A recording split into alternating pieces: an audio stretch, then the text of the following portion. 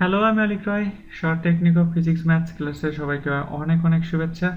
বরাবরের মতো আজকের ক্লাসটাতেও আমরা পদার্থবিজ্ঞানের বিভিন্ন গাণিতিক সমস্যার সহজ এবং সরল সমাধান নিয়ে তোমাদের সামনে হাজির হয়েছি।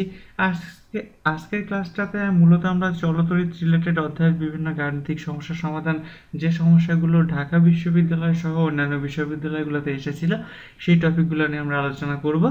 তো ক্লাস শুরু করার আগে তোমাদেরকে একটি কথা বলি, সেটা হচ্ছে আমরা হ্যাপি স্কুলের পক্ষ থেকে short technique of physics maths নামে একটি বই প্রকাশ করেছি, যে বইটিতে একাদশ দ্বাদশ শ্রেণীর পদার্থবিজ্ঞানের সবগুলো অধ্যায়ের গাণিতিক সমস্যার জটিল জটিল গাণিতিক সমস্যাগুলোর খুব সহজ সরল এবং এক লাইনের সমাধান দেওয়া আছে।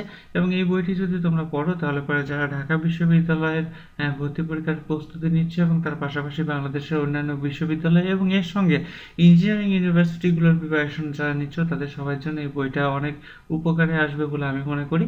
তো আমরা আজকে দেখবো যে আজকে আমরা কোন কোন অঙ্কগুলো দিয়ে আজকের ক্লাসটা তৈরি করেছি। চলো দেখে নেওয়া যাক। তো আজকের প্রথম অঙ্কটাতে বলা হচ্ছে যে 1000 ওয়াট ক্ষমতা সম্পন্ন একটি হিটারে 2 কেজি ভরের একটি কপার খণ্ডকে 40 সেকেন্ড যাবত তাপ দিলে তাপমাত্রা কত বৃদ্ধি পাবে, এবং আমাদের এখানে কপারের উপাদানের আপেক্ষিক তাপ 400 জুল পার কেজি পার কেলভিনটা দেওয়া আছে। তো এই অঙ্কটা যদি তুমি করতে চাও তাহলে পরে নর্মালি অঙ্কটা যে নিয়ম হবে সেটা হচ্ছে যে শক্তি ইজ ইকুয়াল টু ক্ষমতা গুণ সময়, অর্থাৎ W is equal to PT.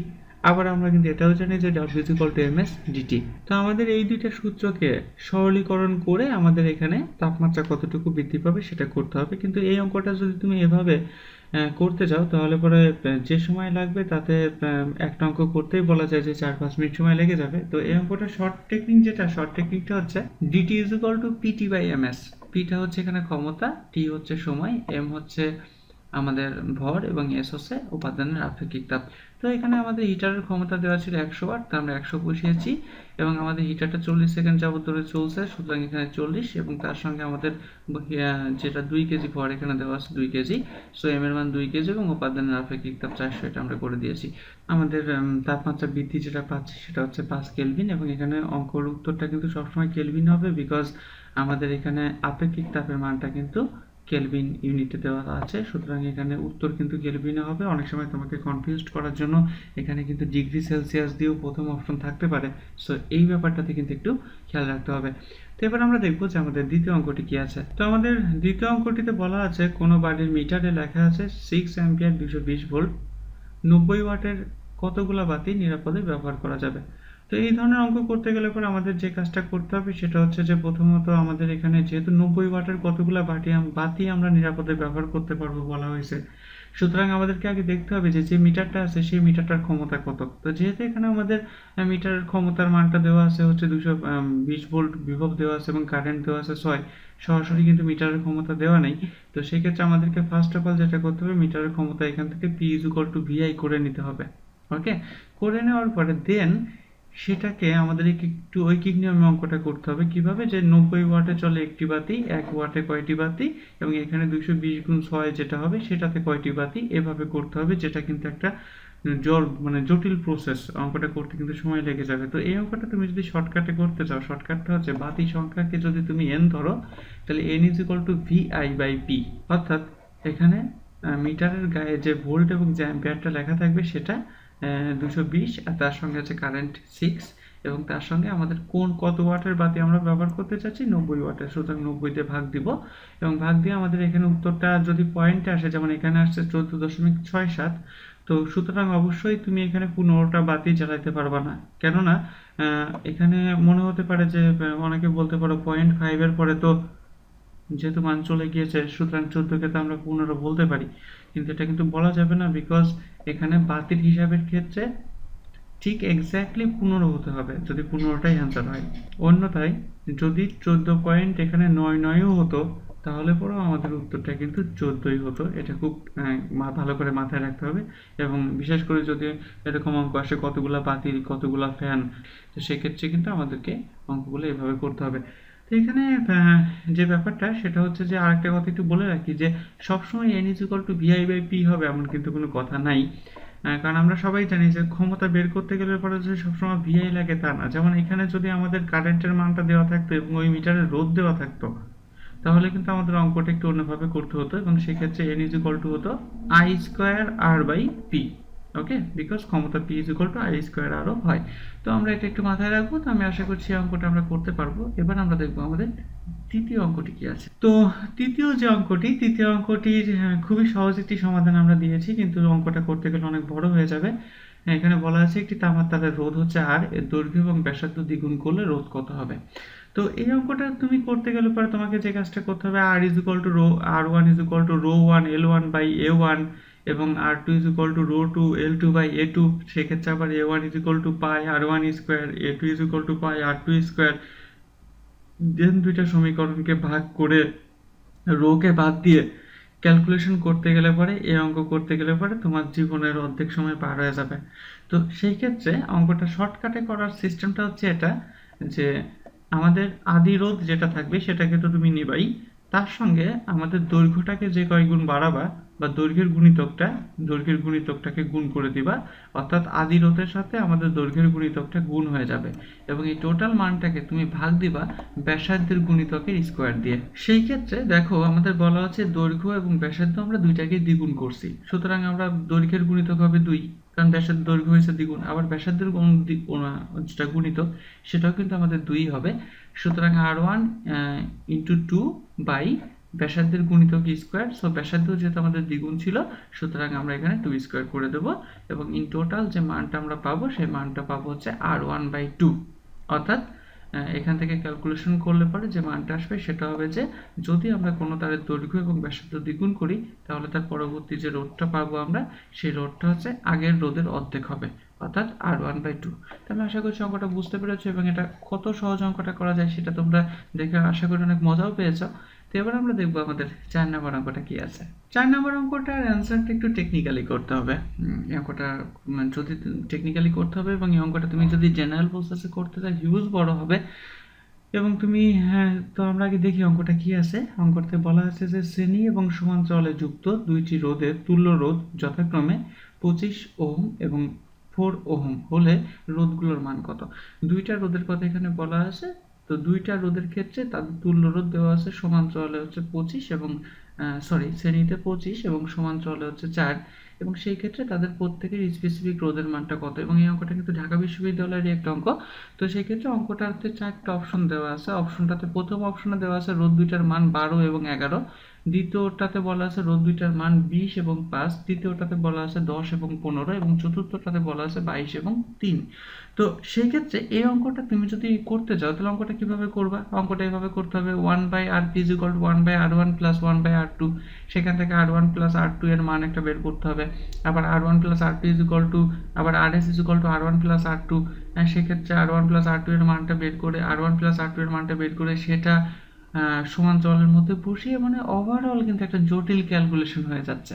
আমি আশা করছি আমার কথা তোমরা বুঝতে পারছো, কারণ তোমরা যারা অ্যাডমিশন দিচ্ছ তারা এই ধরনের অঙ্ক নর্মালি খাতায় করে অভ্যস্ত, কিন্তু এইভাবে যদি অঙ্কটা করতে চাও তাহলে এই অঙ্কের সলিউশন বের করতে তোমার হিউজ সময় লেগে যাবে।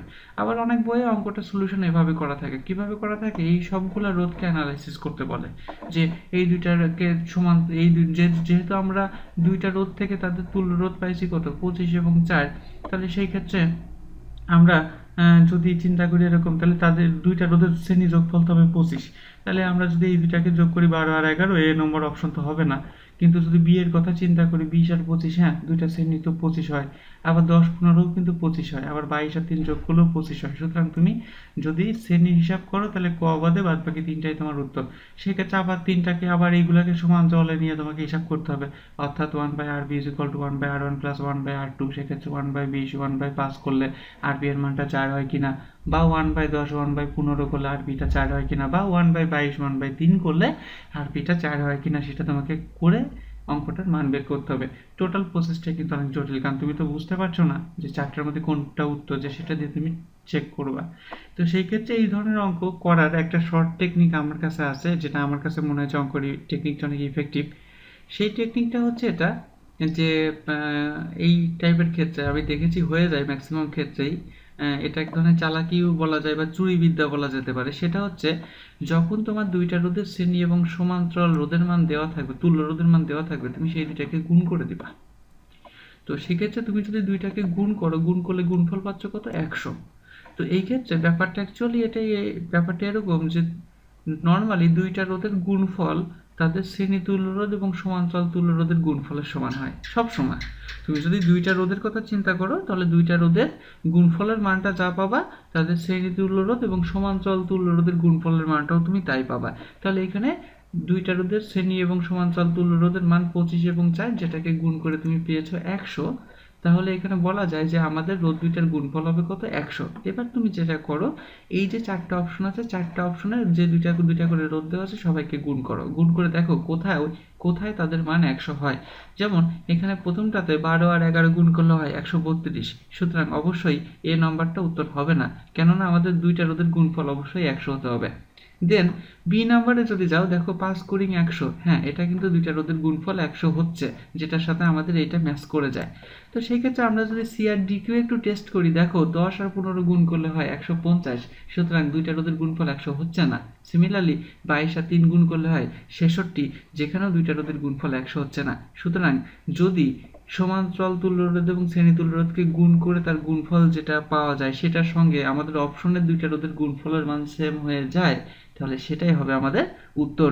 যেমনটা এখানে বি নাম্বারটা হচ্ছে আমাদের উত্তর। তো আমি আশা করছি মজার এই অঙ্কটি বা মজার এই চুরিবিদ্যাটি তোমরা সবাই খুব ভালোভাবে বুঝতে পেরেছ। এবার যদি আমরা একটু, তবে এই অঙ্কটার ক্ষেত্রে একটা কথা একটু তোমাদেরকে আমি বলে রাখি যে এই চুরিবিদ্যাটা কিন্তু তুমি শুধুমাত্র দুইটা রোধের ক্ষেত্রেই করতে পারবা। যদি দুইয়ের বেশি রোধ দেওয়া থাকে তাহলে এটা করা সম্ভব না। তবে আমি যতগুলো ইউনিভার্সিটির প্রশ্ন অ্যানালাইসিস করেছি সব জায়গাতে আমি দুইটা রোধ দিয়ে অঙ্ক আসতে দেখেছি, দুইয়ের অধিক রোধ দিয়ে অঙ্ক আসতে কখনো দেখিনি। তো এবার আমরা যদি পরের অঙ্কটা দেখি, তাহলে তো 5 নম্বরে যে অঙ্কটি আছে সেটি বলা হচ্ছে সমান্তরালে যুক্ত দুইটি সমান মানের রোধের তুল্য রোধ 15 ওহম হলে প্রত্যেক রোধের মান কত? তো এই অঙ্কটা করার ক্ষেত্রে যে টেকনিকটা তুমি অবলম্বন করতে পারো সেটা হচ্ছে প্রত্যেকটা রোধের মান যদি সমান হয় এবং সেক্ষেত্রে তাদের সমান্তরাল তুল্য রোধের মানটা যদি দেওয়া থাকে, তাহলে যতগুলো রোধকে সমান্তরালে যুক্ত করা হয়েছে সেটাকে তুমি ধরবা n এবং তার সঙ্গে সমান্তরাল তুল্য রোধের মানটাকে তুমি গুণ করে দিবা। তবে এই কন্ডিশনটা তখনই প্রযোজ্য হবে যখন সবগুলো রোধের মান সমান হবে। সেই ক্ষেত্রে আমাদের এখানে বলা আছে সমান্তরালে যুক্ত দুইটি রোধ, তাহলে n এর মানটা হবে 2 এবং তাদের তুল্য রোধ কত আছে? 15। তাহলে 2 গুণ 15, প্রত্যেকটা রোধের মান হবে 30 ওহম। যদি এখানে তুমি তিনটা রোধকে যুক্ত করে তাদের তুল্য রোধ 15 পাইতা, তাহলে এখানে গুণ হতো 3 গুণ 15 = 45। ওকে, তবে শ্রেণী তো অনেকে প্রশ্ন আমাকে এটা করতে পারো যে স্যার সমান্তরালে যুক্ত না করতে শ্রেণীতে যুক্ত করা আসতে পারে। তো আমি এটা বলতেই পারি যে শ্রেণীতে যুক্ত করলে তাদের রোধ কত এটা তোমরা সবাই বলতে পারবা। ঠিক আছে, যে শ্রেণীতে যুক্ত করলে তাদের রোধ কত? সমান মানের রোধ। যেমন এখানে যদি বলে যে তিনটা রোধকে শ্রেণীতে যুক্ত করে তাদের তুল্য রোধ 15 পাওয়া গেল, তাহলে রোধের মান কত? তো খুব সিম্পলি, যেহেতু প্রত্যেকটা রোধের মান সমান, তাহলে তুল্য রোধকে 3 দিয়ে ভাগ করো বা 2 দিয়ে ভাগ করো, যা দিবা সেটাই প্রত্যেকটা রোধের মান। কিন্তু সমান্তরালের ক্ষেত্রে হিসাবটা একটু অন্যরকম হয়ে যায়, অর্থাৎ সমান্তরালের ক্ষেত্রে তুল্য রোধের মান যা থাকবে তার সঙ্গে যতগুলো রোধকে সমান্তরালে যুক্ত করা হয়েছে সেটাকে গুণ করে দিলে আমরা প্রত্যেকটা রোধের মানকে পেয়ে যাব। তো আমি আশা করছি আজকের এই ক্লাসটা তোমরা সবাই খুব ভালোভাবে বুঝতে পেরেছো এবং ঢাকা বিশ্ববিদ্যালয়ে আসা বেশ কয়েকটি অঙ্ক নিয়ে কিন্তু আজকে ক্লাসটা সাজানো। আগামী ক্লাসগুলোতে আমরা ঢাকা বিশ্ববিদ্যালয় সহ রুয়েট, বুয়েট, কুয়েট, চুয়েট এবং তার পাশাপাশি মেডিকেলে আসা বিভিন্ন গাণিতিক সমস্যার সমাধান, বিশেষ করে মেডিকেলে তো আসলে গাণিতিক সমস্যা আসে না, তো সেক্ষেত্রে মেডিকেলে যে টাইপের প্রশ্ন আসে সেরকম কিছু প্রশ্ন নিয়ে তোমাদের সামনে হাজির হব। সে পর্যন্ত ধন্যবাদ সবাইকে।